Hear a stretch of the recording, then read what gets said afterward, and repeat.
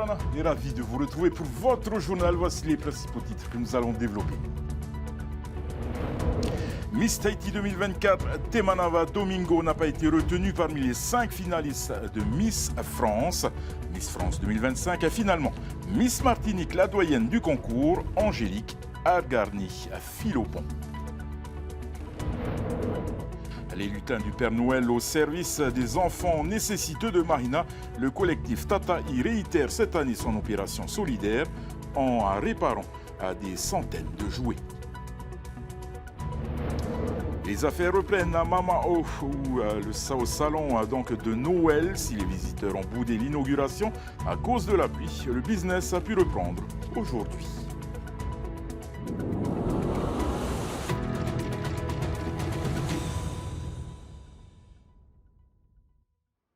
Pas de sac à Miss France pour Temanava à Domingo. Miss Tahiti 2024, Temanava à Domingo n'a pas été retenue parmi les 5 finalistes du concours de beauté, mais la native de Punaauia a effectué un beau parcours en atteignant les demi-finales.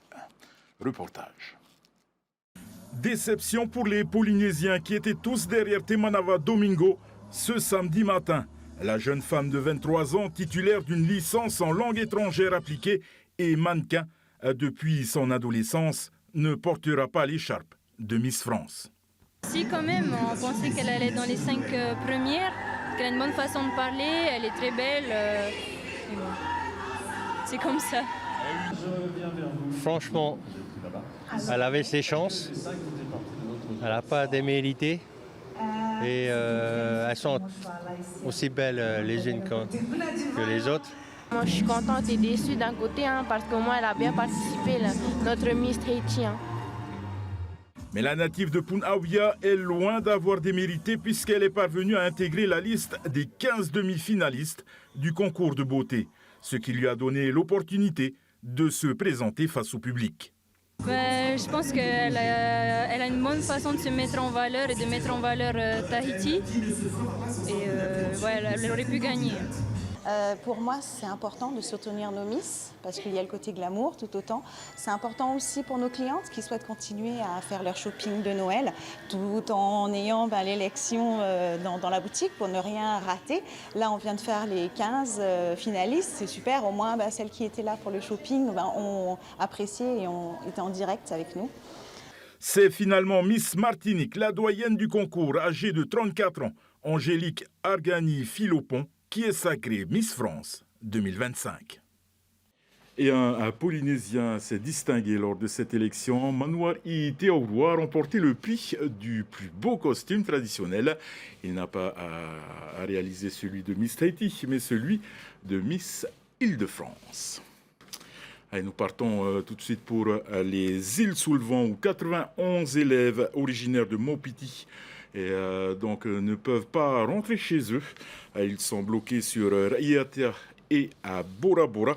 Nous allons rejoindre par téléphone le maire de Maupiti, Williamson Raufauore. Tavana Yorana, avez-vous des solutions pour ces enfants, les enfants de Maupiti qui sont bloqués à Raiatea et à Bora Bora? Oui, tout d'abord, bonsoir Davinson et bonsoir à toute la Polynésie française. Je voulais simplement, en préambule, féliciter notre Miss Tahiti Temanava qui avait passé un petit moment chez nous à Maupiti au mois de juillet dernier. Donc nous, au nom de la population de Maupiti, nous la félicitons. Elle est dans le top 15, ce n'est pas rien du tout. Elle mérite d'être Miss France comme toutes les autres. Mais félicitations à elle et bon vent pour la suite. Effectivement, le sujet de ce soir, c'est donc le rapatriement de nos élèves qui sont à Uturua et à Bora Bora suite aux intempéries que nous connaissons actuellement, qui perdurent depuis 3 jours et ça continue encore à l'heure où je vous parle. J'ai réuni donc quelques élus du conseil municipal ce matin pour essayer de trouver une solution avant d'agir. J'ai agi auprès du directeur de la DG2E que je remercie infiniment de nous avoir écoutés. Parce qu'il y a une solution rapide afin de les rapatrier, nos élèves de Uturua et de Bora Bora sur Maupiti. C'est chose faite par le APT Express. que nous avons de la chance d'avoir ce bateau-là, comme vous le savez. Et donc la solution est telle que demain, tous nos enfants de Outoura et de Bora seront rapatriés chez nous, au lieu d'attendre jusqu'à lundi, parce que lundi, nous ne savons pas qu'est-ce qui va se passer. Peut-être que les avions seront en panne, peut-être que la pluie va encore perdurer. Et donc, il vaut mieux agir tout de suite là, et c'est chose faite. Je suis content pour eux. Je crois que les parents sont également très contents pour voir leurs enfants demain. Petite question subsidiaire, Tavana, concernant donc le temps actuellement au niveau des Raromat et à Maupiti plus particulièrement. Est-ce que le temps est meilleur aujourd'hui? Est-ce que la pluie s'est arrêtée? Non, absolument pas. Comme je viens de l'évoquer à l'instant, ça fait 3 jours qu'il pleut sans discontinu. Et même à l'heure où nous parlons, il pleut toujours, mais sans dégâts importants. Il n'y a pas de dégâts, c'est le plus important. Mais c'est aussi une aubaine face à Maupiti qui connaît des problèmes d'eau depuis des décennies. C'est quand même une aubaine pour nous. Les réservoirs de la population est donc bien rempli, je pense, et la nappe phréatique est à nouveau rechargée. Ce n'est qu'une aubaine, surtout avec les fêtes qui arrivent à grands pas. Nous avons de quoi donc servir de l'eau jusqu'à la fin de l'année. Voilà. Merci beaucoup Tavana pour toutes ces précisions et on vous souhaite bien évidemment une belle soirée sur Tétine Télévision. Et en bref, en politique, ce matin, dans la servitude Tépi, a lieu l'inauguration donc de la nouvelle permanence du Tawinouir à Tira en présence des membres du parti. Auparavant, c'était sur les hauteurs de Tavararo que les bureaux du groupe étaient installés. Cette fois-ci, elle se trouve non loin de l'hôtel de ville de Fa'a. Au total, 3 salles dédiées au secrétariat, la communication et une salle de réunion. Donner du sens à Noël en évitant la surconsommation, le collectif Tataï réitère cette année son opération solidaire. Une cinquantaine de bénévoles s'est donné rendez-vous ce matin à la ressourcerie donc, de Mahina pour trier et réparer des centaines de jouets collectés. Les lutins de Noël du collectif œuvrent ainsi à offrir une seconde vie aux jouets destinés à des familles de Mahina. Thomas Chabrol. Ils sont les petites mains essentielles du Père Noël. Après la collecte, les lutins bénévoles du collectif Tataï trient des centaines et des centaines de jouets de seconde main. Ces volontaires de l'atelier logistique les nettoient, les vérifient pour savoir s'il manque ou pas des pièces, comme avec ces puzzles.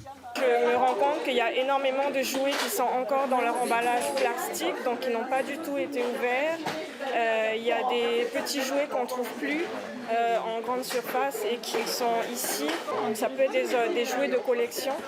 Et du coup, ce serait dommage de jeter parce que là, il y a énormément de jeux en fait. Plus qu'un simple don de jouets, cette opération est une action concrète face à la surconsommation et la gestion des déchets. Dans l'atelier des réparateurs, ces lutins utilisent leurs compétences en bricolage pour réparer les jouets électroniques en panne. Dans la majorité des cas, ils ne fonctionnent plus à cause de l'oxydation. Soit c'est des problèmes de piles, des problèmes de chargeurs, des problèmes de contact, parce que bon, Tahiti, comme tout le monde le sait, c'est humide. Il y a des livres électroniques. Je viens de voir une petite machine à coudre en jouet, mais qui couvre vraiment. Donc on a un peu de tout. Des voitures électriques, des dinosaures électriques, un peu de tout. 120 jouets ont été réparés et offerts lors de la première édition en 2020. L'an dernier, la collecte a permis d'en redistribuer 800. Et pour ce Noël 2024, les lutins espèrent faire encore mieux pour apporter de la magie dans les familles des quartiers prioritaires de Mahina.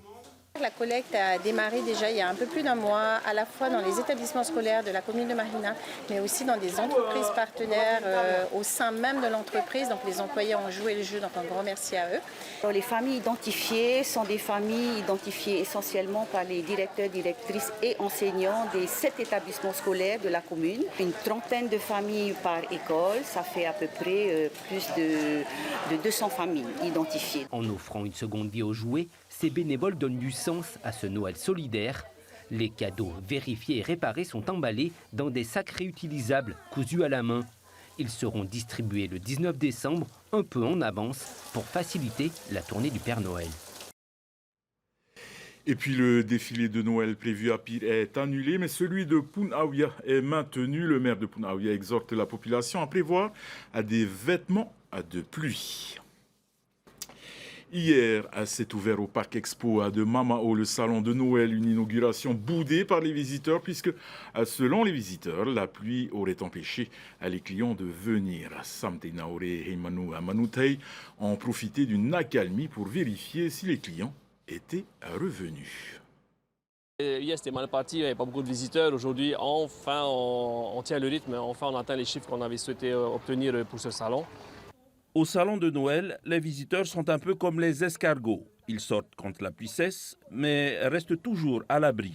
Une accalmie là, après cette tempête là. Hier, on voulait aller en ville, puis le vent, la pluie.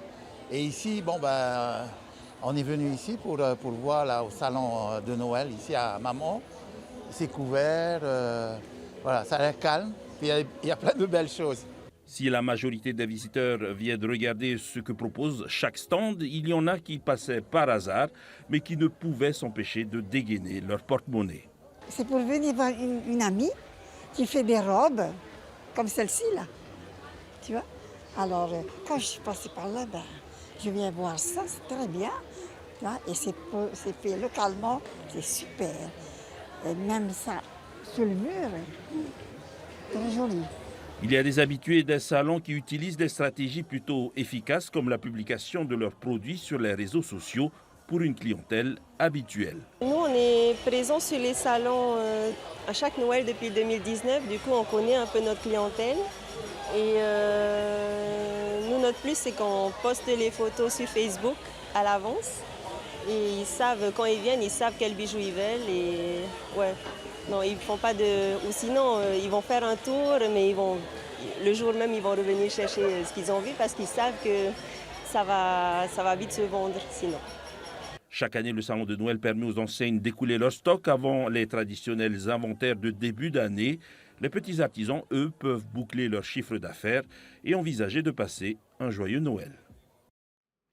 Voilà, nous arrivons au terme de notre édition. Au nom de toute l'équipe qui a préparé donc ce journal, merci de nous faire confiance. Excellente soirée sur TETIN Télévision. Et on se dit à demain, même heure. On se quitte sur ce magnifique feu d'artifice qui a été tiré à Tupouaï. Des images nous ont été transmises par Veitiare Nauta, notre journaliste. Mau.